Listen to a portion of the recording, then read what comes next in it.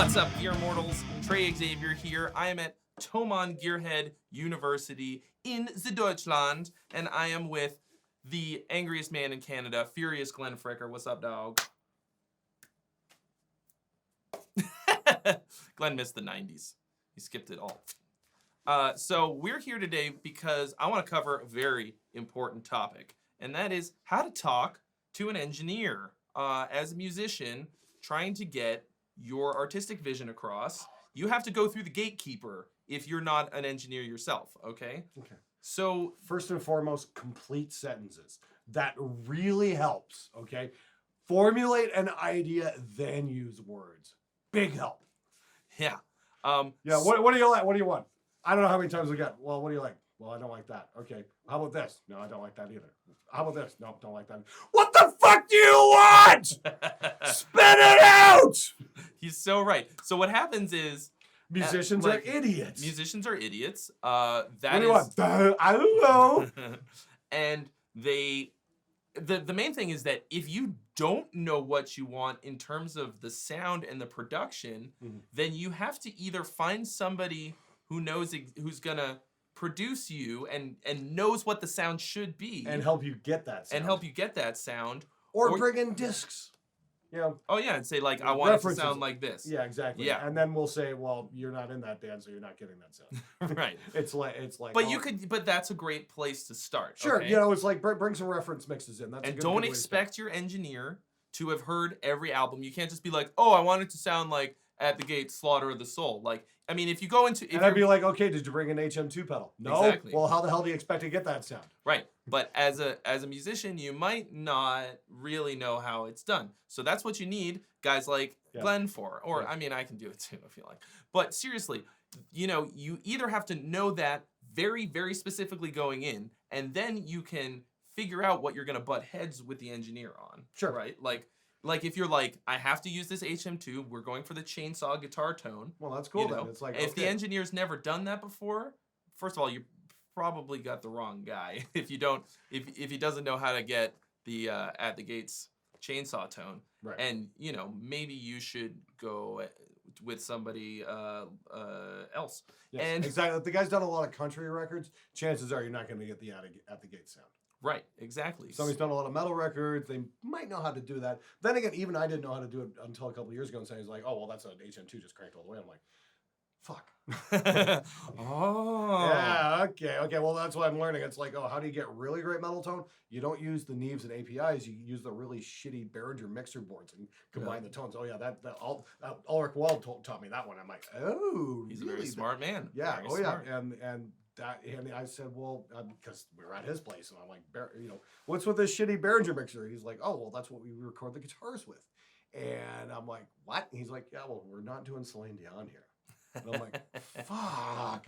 All those thousands of dollars I've dropped on preamps over the years. Well, I think you want like really fast ones probably too. Like, fast transient response. Like Neves are a little bit slower, right? A little sweeter. I slower. suppose, but Neves sound great. I mean, but APIs are faster.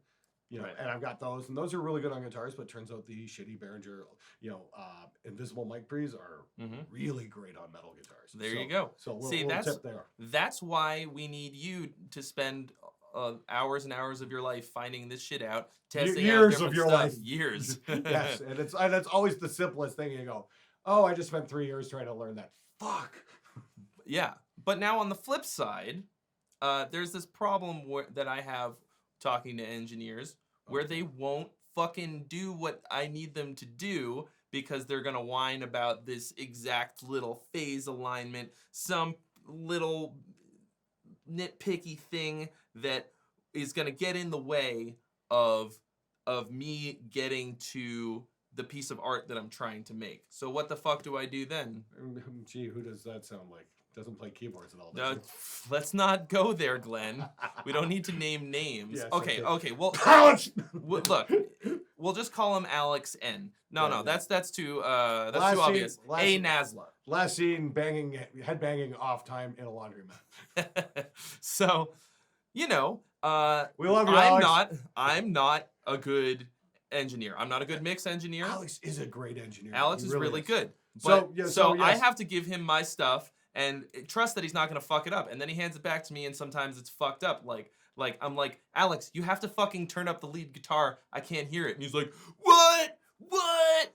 It's so loud right now. I'm like, Alex, it's a guitar demo. Like it needs to be really loud so that they can hear what the guitar sounds like. The keyboards were turned way up. The keyboards are drowning everything out, and I'm like, it's not a keyboard demo, bro. We want the keyboards to be at a whisper level. Yes.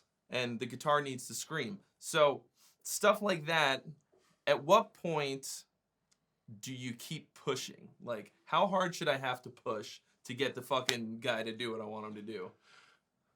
To get to the record that I need to make. Yeah. Well, that's the thing. I mean, like, the big question is what's your budget to push like that? Mm-hmm. That's the thing. I'm like, you and Alex work together, that's one thing. But I mean, like, if you're going to a studio, you're paying by the hour, Some things you might want, that's fine, but it might take time to get there.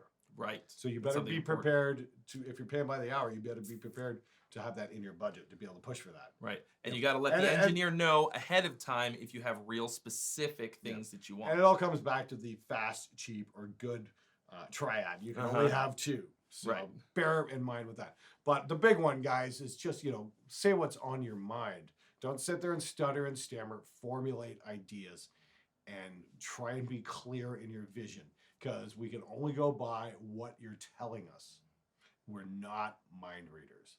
That's true. And I know you, we're supposed to be, these, super engineer guys, but trust me, we can't read your mind. You have to be able to communicate your ideas in an effective manner.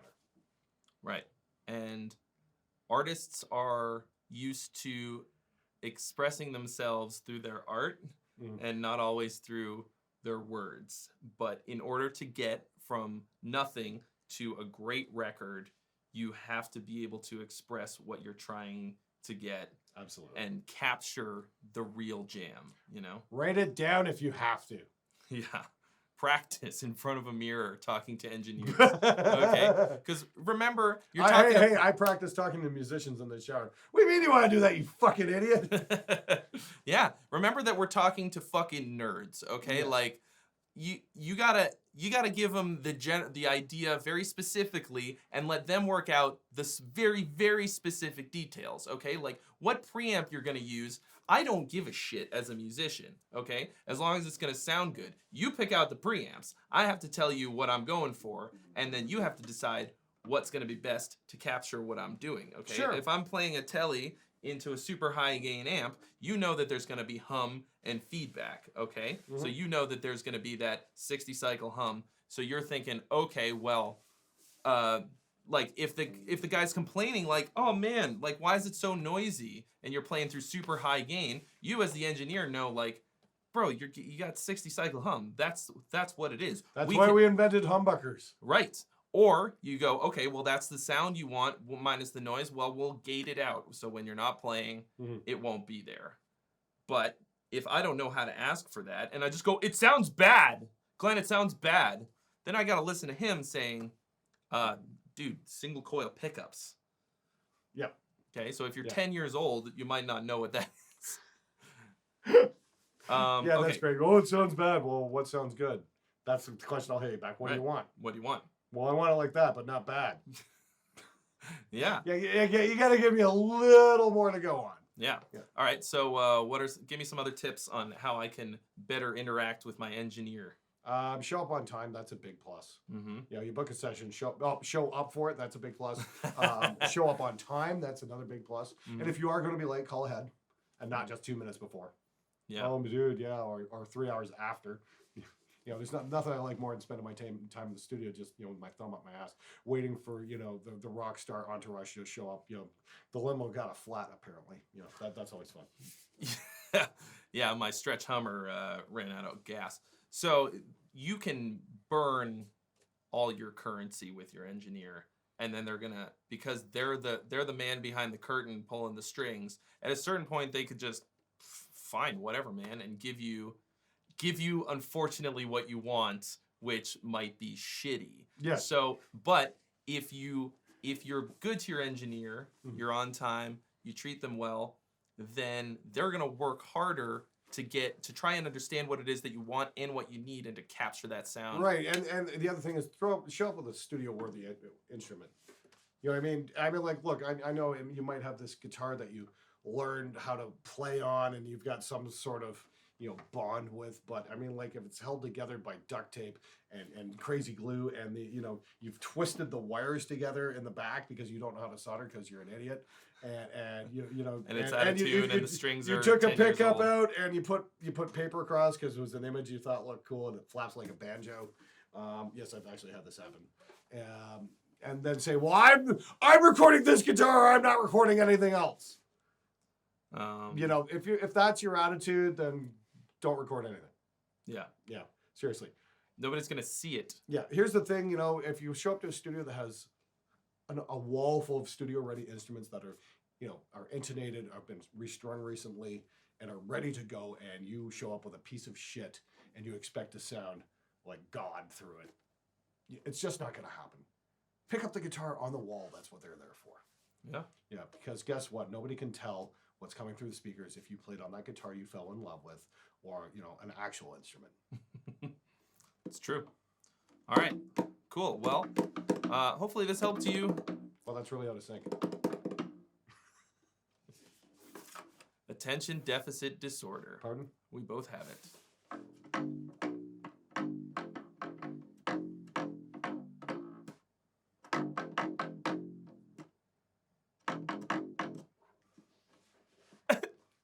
Now, better than 90% of the bass players that ever showed up in my studio. All right, guys. Thanks so much for watching. Hopefully this helped you a little bit. Learn how to talk to an engineer. Most of them can't read or write, so you got to learn how to talk to them. So be sure to subscribe to Spectre Sound Studios if you haven't already. Please to do. learn how to be a better engineer, so that you can better describe your ideas. Oh, to and an I've engineer. got a couple really cool lessons you can download as well. You can get some multi-tracks, and I take you through lessons on how I mix guitar and drums without samples and get things to sound huge. It's called Producing Prog Metal. It's pretty fucking awesome. I will put a link in the description below, so you can just click on that shit, and we'll see you real soon. Take care, everybody.